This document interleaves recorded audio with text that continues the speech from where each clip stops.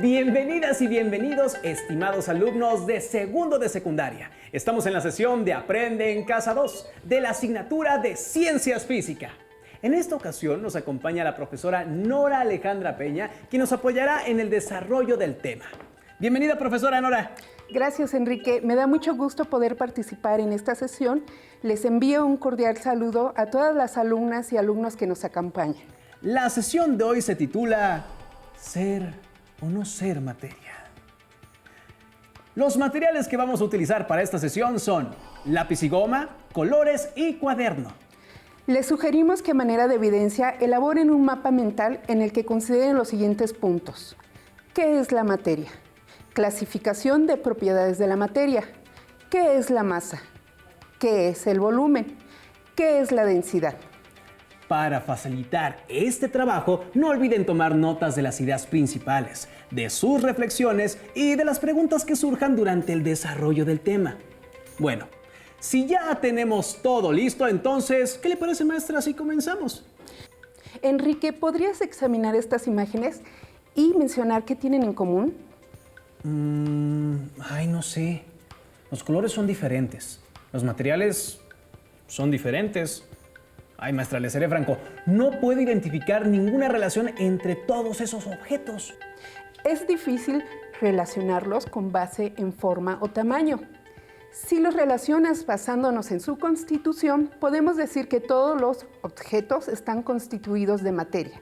Ay, maestra, qué interesante, pero sigo con la misma duda porque no sé qué es materia. Qué bueno que lo mencionas, Enrique, ya que es un concepto importante en ciencias, así que es necesario estudiarlo detalladamente. Por ello, invitamos a nuestras estimadas alumnas y alumnos a observar el siguiente video. Parece que estos chicos han hecho una gran labor de limpieza, pero no solo eso, a los materiales les han dado un orden. ¿Por qué los agruparon así? ¿Acaso será por su forma o su consistencia? ¿O tal vez por su peso? Si observan con atención, fueron agrupados por características que reflejan algunas propiedades de la materia. Todos los objetos a nuestro alrededor están hechos de materia, cuya primera definición es todo aquello que ocupa un lugar en el espacio. La masa es una medida de la cantidad de materia que contiene un objeto. No confundamos la masa con el peso, pues este es la fuerza con la que un objeto es atraído por la Tierra. En cualquier estado, ya sea sólido, líquido o gaseoso, los objetos tienen masa y ocupan un volumen.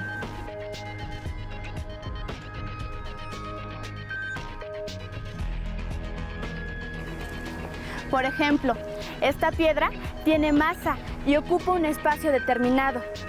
¿Cómo sabemos cuánta masa tiene y cuánto espacio ocupa? Veamos la siguiente experiencia. Si queremos medir la masa de distintos materiales, por ejemplo, 2 bolas de distinto material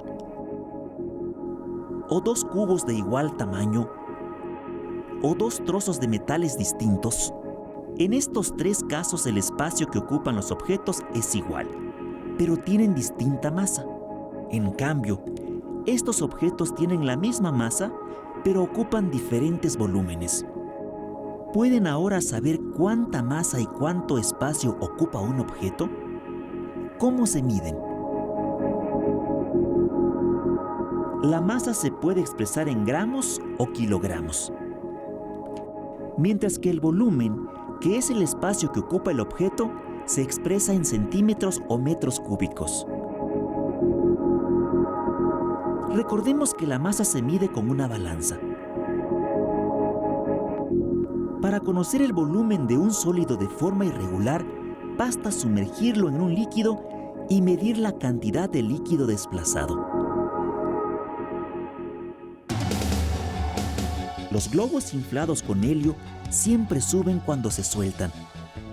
¿Qué relación tiene este fenómeno con la masa y el volumen? ¿Por qué ocurre este fenómeno? Porque el gas es más ligero que el aire. Porque depende de la energía que contenga el globo. Porque el gas caliente hace que el globo se eleve. Porque el gas es más ligero que el aire. ¿Por qué es más ligero el helio? Bueno, esto sucede porque el helio tiene menor densidad que el aire y por lo tanto sube más rápido. Por la temperatura que lleva dentro del globo. Si conocemos tanto la masa como el volumen de un objeto, podemos conocer otra propiedad de la materia: la densidad del material del que está hecho el objeto.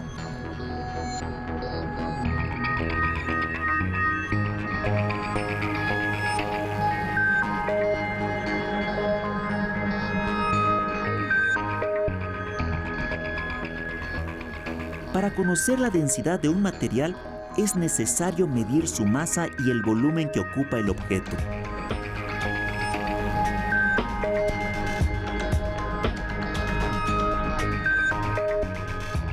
Por ejemplo, si tenemos 100 centímetros cúbicos de aceite de oliva y su masa es de 91.7 gramos, ¿cuál es su densidad? Exacto. Para obtener la densidad dividimos la masa del objeto entre el volumen del mismo. Así obtenemos que la densidad del aceite es de 0.917 gramos por centímetro cúbico. La densidad es una propiedad de la materia que tiene un valor definido para cada sustancia. ¿Podrían identificar cuándo un material es más denso que otro? Gracias por seguir con nosotros. Maestra, ¿nos puede ayudar para rescatar las ideas principales del video? Claro, Enrique. Para nuestras alumnas y alumnos que no lograron tomar notas durante el video, es la oportunidad de complementar sus apuntes. Iniciemos con la definición de materia. La materia es todo aquello que ocupa un lugar en el espacio y posee masa y volumen. Maestra, ¿y por qué es importante estudiar la materia? Estudiamos la materia porque al conocer sus propiedades podemos desarrollar diferentes artículos que faciliten nuestra vida. Por ejemplo, podemos mezclar metales para lograr aleaciones más fuertes, pero más ligeras necesarias en la aviación. También podemos utilizarlas para separar mezclas de diferentes líquidos. Por ejemplo, en el tratamiento de aguas residuales. Desde ese enfoque podemos decir que esto es muy, pero muy importante. Tienes razón, Enrique. Para facilitar su estudio, se han clasificado estas propiedades en generales o extensivas y en propiedades específicas o intensivas. ¿Y cuál es la diferencia entre una y otra, profesora? Las propiedades generales o extensivas son aquellas que posee toda la materia. Este es el caso de la masa, el volumen y la impenetrabilidad. Por otro lado, tenemos las propiedades específicas o intrínsecas y se refieren a las características propias de cada sustancia, que permiten que podamos diferenciar una de otra. Por ejemplo, la densidad, la elasticidad, la maleabilidad, la solubilidad, color, sabor, olor o brillo. Maestra, ¿qué le parece si repasamos lo visto en el video para disipar dudas de nuestras estimadas y estimados estudiantes y empezamos por explicar las propiedades extensivas, masa y volumen? Muy bien, Enrique. Iniciaremos con la definición de masa. Se le considera masa a la cantidad de materia contenida en un cuerpo. ¿Cómo podemos determinar la cantidad de masa, profesora? La cantidad de masa la podemos determinar por medio de básculas, las cuales utilizan como unidad de medida el kilogramo. Y entonces, ¿y qué es el volumen? El volumen es el espacio que ocupa un cuerpo y se puede medir utilizando tres longitudes: ancho, largo y alto de un cuerpo. Si usamos longitudes, entonces la unidad de medida debe estar en metros, ¿no es así? En realidad, serían metros cúbicos, Enrique. Pues recuerda que el volumen se genera al considerar tres longitudes: ancho, largo y alto. Por ello trabajamos con metros cúbicos. Sin embargo, también se utiliza otra unidad de medida cuando se trata de figuras irregulares. Por ejemplo, nosotros no tenemos bien identificado el ancho y largo de nuestro cuerpo, únicamente la altura. ¿Cómo medirías el volumen de tu cuerpo, Enrique? Pues mediría el ancho de mis hombros y la cintura. ¡Ay, chispas! Mi cuerpo no es uniforme, ¿verdad? Hay partes más anchas y otras que no son tan anchas. La verdad es que veo difícil lograr medir mi volumen. ¿Y ustedes qué opinan, estimadas y estimados estudiantes? ¿Cómo medirían el volumen de su cuerpo? Creo que necesitamos una ayudita, profesora. Por supuesto, otra de las formas de medir un volumen es utilizando líquidos y generalmente utilizamos el agua para ello. Al utilizar líquidos es mejor utilizar medidas de capacidad, es decir, que la unidad de medida sería el litro. Ay, pues con razón. Siempre que voy al mercado a comprar agua de frutas o cosas como aceite o leche, siempre me las venden en litros y no en metros cúbicos. Tienes razón, Enrique. Esta unidad de medida es la más utilizada, pero continuemos con nuestro problema. Perfecto. Si vamos a utilizar líquidos, necesitamos un recipiente para contenerlo, ¿no es así? Muy bien, Enrique. Obviamente, el tamaño del recipiente dependerá del tamaño del objeto que quieras medir. Para que lo comprendan mejor, veamos con atención la siguiente imagen y traten de responder la siguiente pregunta. ¿Qué pasó con el volumen de agua? ¿Nos puedes ayudar con la respuesta, Enrique? Claro que sí, maestra. Y mi respuesta es que el volumen de agua aumentó. Enrique, ¿esto te da una idea de cómo resolver el problema de medir tu volumen? Me gustaría hacerles la misma pregunta a nuestras estimadas y estimados estudiantes. Si miraron con atención, podemos notar que existe una diferencia de volumen, por lo cual, si tenemos los datos del volumen inicial y del volumen final, podríamos restar ambas y el resultado sería el valor del volumen de nuestro cuerpo. Perfecto, Enrique. Eres muy listo. Para que no haya dudas, ¿qué te parece si lo hacemos? Me encanta la idea, pero ¿cuáles serían nuestros datos? Supongamos que el volumen en el recipiente es de 120 litros. Al inicio y al introducir el cuerpo aumenta a 190 litros. ¿Cuál es el volumen de ese cuerpo?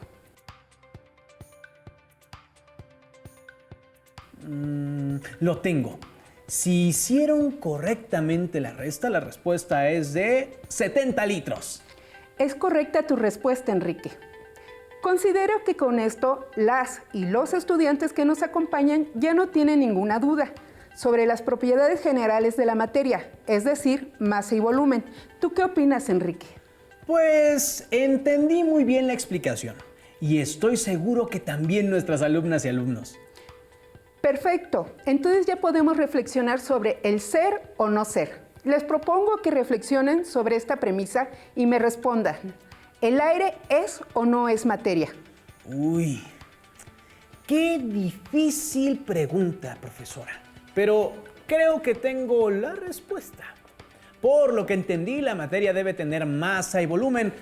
Como yo no veo la masa, esta no existe. Por lo tanto, el volumen tampoco. Entonces mi respuesta es que el aire no es materia. Lo siento, Enrique, pero estás en un error. Sé que es difícil de ver a primera vista. ¿Qué te parece si lo comprobamos con un pequeño experimento? Me parece muy bien, maestra. ¿Qué vamos a necesitar para hacerlo?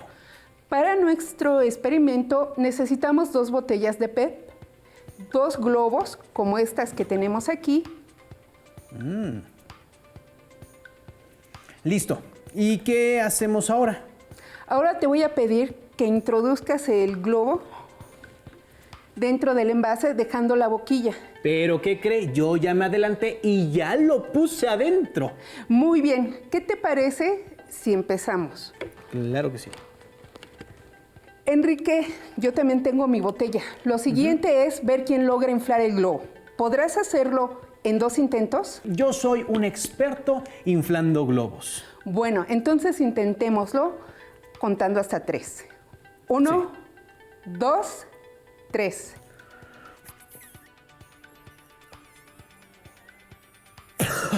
Ay, ay, ay. Yo creo que el globo tiene algo raro, pero lo volveré a intentar. Muy bien, comencemos de nuevo. 1, 2, 3. No sé qué pasó, pero no lo puedo inflar, maestra. Es mi turno, Enrique. ¿Me ayudas a contar? Por supuesto. Uy.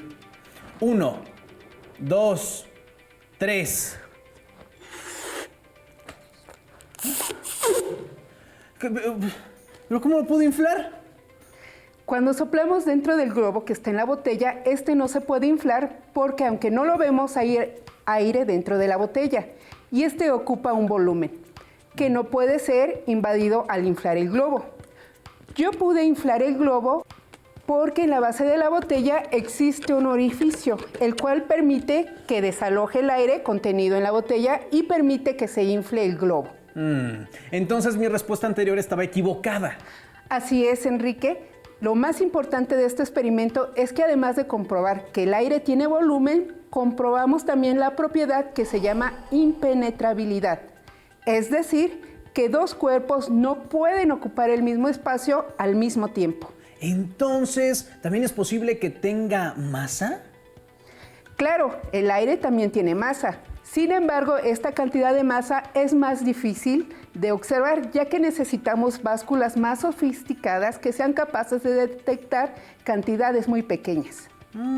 Claro, pues recordemos que el aire es un gas y de acuerdo con nuestro modelo de partículas, estas se encuentran muy dispersas, es decir, que tenemos poca materia en un volumen muy grande.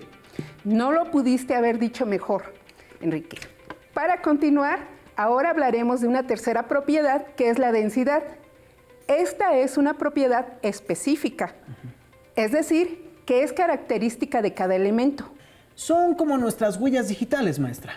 Has dado un muy buen ejemplo, Enrique, pues esta característica es única para cada elemento, por lo cual nos permite diferenciarlo de otros. ¿Cómo podemos entender la densidad, maestra? ¿Te parece si hacemos una pequeña demostración para que entendamos qué es la densidad? Pero por supuesto, claro. Tenemos aquí 3 tubos de ensayo con diferentes sustancias. En el primero tenemos miel, en el segundo tenemos alcohol y en el tercero tenemos aceite de ricino. Mientras yo los vierto en la probeta, ¿me puedes apoyar realizando una hipótesis de lo que va a suceder? Probablemente se mezclarán y tendremos un nuevo compuesto. ¿No es así? No necesariamente. Enrique, si ves los líquidos, estos se van separando y van ocupando un lugar en la probeta. ¡Ay, maestra! Se está empezando a ver bastante bonito. Pero, ¿por qué pasa esto? Veamos la definición de densidad y con base en ella, algunas preguntas guía. ¿Te parece si tú mismo lo explicas? Claro que sí, maestra. También invito a las alumnas y alumnos a que lo intenten en su casa y argumenten. ¿Por qué se separan los diferentes líquidos? Entonces iniciemos. Se considera la densidad como la cantidad de masa que ocupa determinado volumen. Dado que esto implica una relación entre la masa y el volumen, su unidad de medida son gramos por centímetro cúbico, en el caso de sólidos, o gramos por mililitro en el caso de líquidos. Con base en esta aseveración y para comprender qué pasó en la probeta, utilicen las siguientes preguntas guía para reflexionar.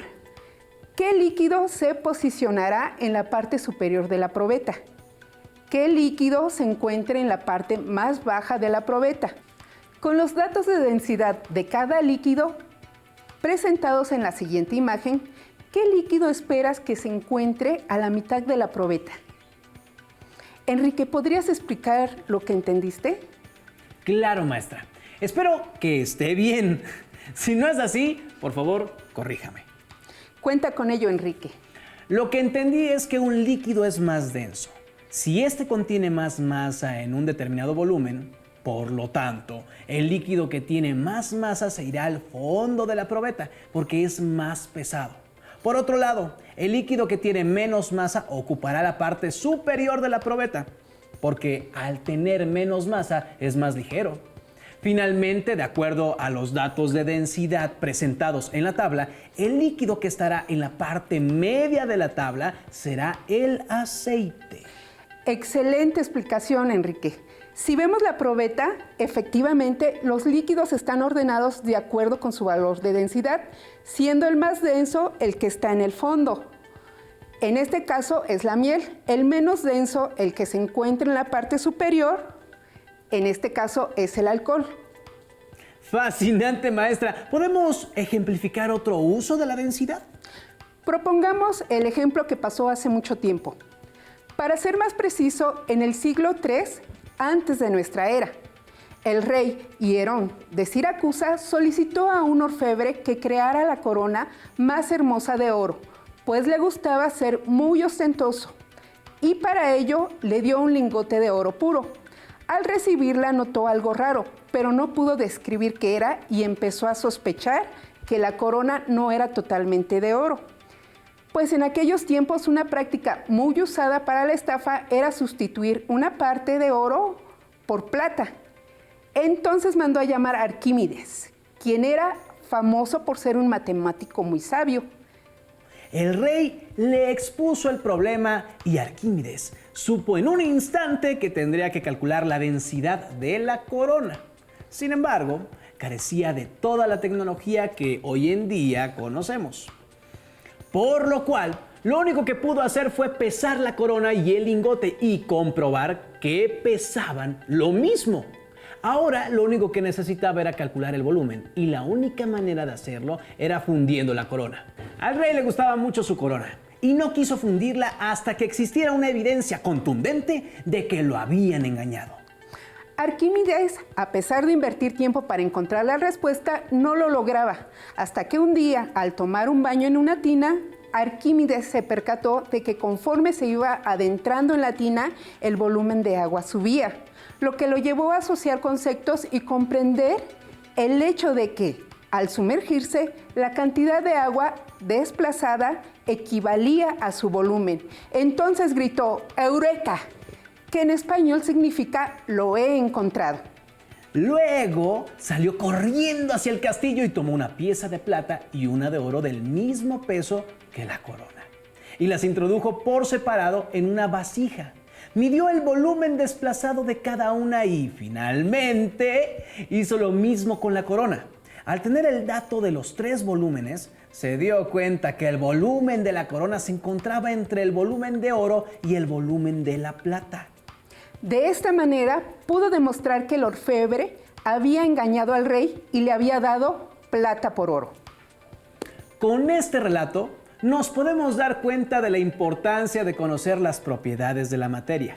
No nada más para diferenciar un material de otro, sino también para aplicarlas en el desarrollo de nuevas tecnologías. Para terminar, les invitamos a que se reúnan con su familia y comenten alguna otra propiedad de la materia que utilizan en su vida cotidiana. Maestra Nora, le agradezco mucho su intervención en esta sesión. Y a nuestras estimadas alumnas y alumnos, les invito a encontrarnos en la próxima sesión. ¡Hasta pronto!